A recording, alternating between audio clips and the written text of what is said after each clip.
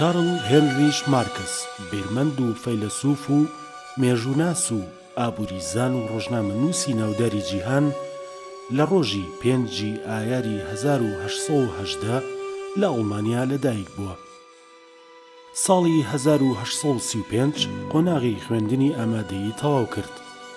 لە قۆناغی ئامادەییدا توانی زمانەکانی فەڕەنسی، ئیسپانی، ئیتاڵی، هۆڵەندی، ڕووسی و ئینگلیزی بەباشی فێر ببێت. پاش تەواوکردنی کۆلێژی یاسا لە زانکۆی بۆن چووە زانکۆی بەرلین و ساڵی 1841 بەشی فەلسەفەی تەواو کرد و بڕوانامەی دکتۆرایی پێبەخشرا. تێزی دکتۆرانامەکەشی بە ورترین و ئاڵۆزترین بابەتی فەلسەفی خەمڵێنراوە.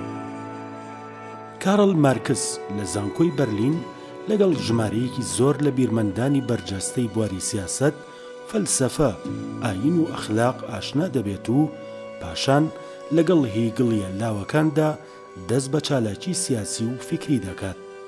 دواتر دەکەوێتە ژێر کاریگەری تێڕوانینی ماتریالیستی فیۆرباخەوە و لە ساڵانی دواتردا دەبێتە ڕەخنەگر لە تێڕوانینە فەلسەفیە میتافیزیکیەکانی فیۆرباخ.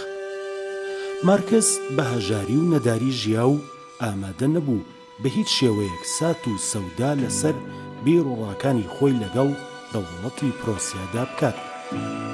بەهۆی گوشارەکانی دەوڵەت و بێکاریەوە لە تشرینی یەکەمی ساڵی 1843دا چووە فەڕەنسا و ئەنگڵسی ناسی کە تا دواتر ساتی ژیانی بە هاوڕێیەتی مایەوە و تەواوکەری ڕێگاکەی بوو.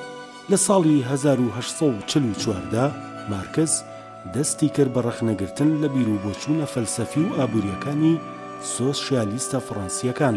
بەمەش دەوڵەتی پرۆسیا هەستی بە مەترسی فکری و جم و جوڵە سیاسیەکانی مارکس کرد و بە ڕەسمی داوای لە دەوڵەتی فەڕەنسا کرد دەری بکات. مارکس ناچار بوو بەرەو بڕۆکسل بڕوات. لە کانونی یەکەمی ساڵی 1847 بۆ کانونی دووەمی 1848 لە بڕۆکسلی پایتەختی بەلجیکا مارکس و ئەنگڵس مانیفێستی کۆمۆنیستیان نووسی. ئەو نامیلکەیی تا ئێستاش سەرمایەداری تۆقاندووە. مارکس 5 بۆ 6,000 فرانک میراتی بۆ مابووە و ئەوەیشی بەکارهێنا بۆ چەکدارکردنی کرێکارانی بەلجیکا. بەو هۆیەوە وەزارەتی دادی بەلجیکا بڕیاریدا لە وڵات دەری بکات. دووبارە گەڕایەوە بۆ پاریس و کەوتە پشتیوانیکردنی شۆڕشی ساڵی 1848 فەڕەنسا. لەگەڵ دەستپێکردنی شۆڕشی ئەڵمانیاش لە مانگی مارسی ساڵی 1848دا مارکس گەڕایەوە بۆ ئەڵمانیا. پاش بەدەسەڵات گەیشتنی حکوومەتی نوێ لە ساڵی 1849دا یەکەمین دادگاییکردنی لە دژی مارکس بوو. دووبارە مارکس لە ئەڵمانیا دەرکرا و گەڕایەوە شاری پاریس. پاش خۆپیشاندانەکانی مانگی تەمووزی 1849 پاریس لەوێش دەرکرا و چووە بەریتانیا و تا مردن لە شاری لەندەن مایەوە. ساڵی 1867ش بەشی یەکەمی کتێبی سەرمایی بڵاوکردەوە و دوو بەشەکەی تری دوای مەرجی مارکس لەلایەن ئەنگڵسی هاوڕێیەوە بڵاوکرایەوە.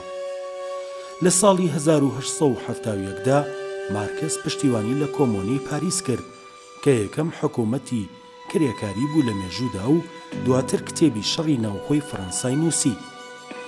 مارکس لە 2 ساڵی کۆتایی تەمەنیدا تووشی نەخۆشی بوو.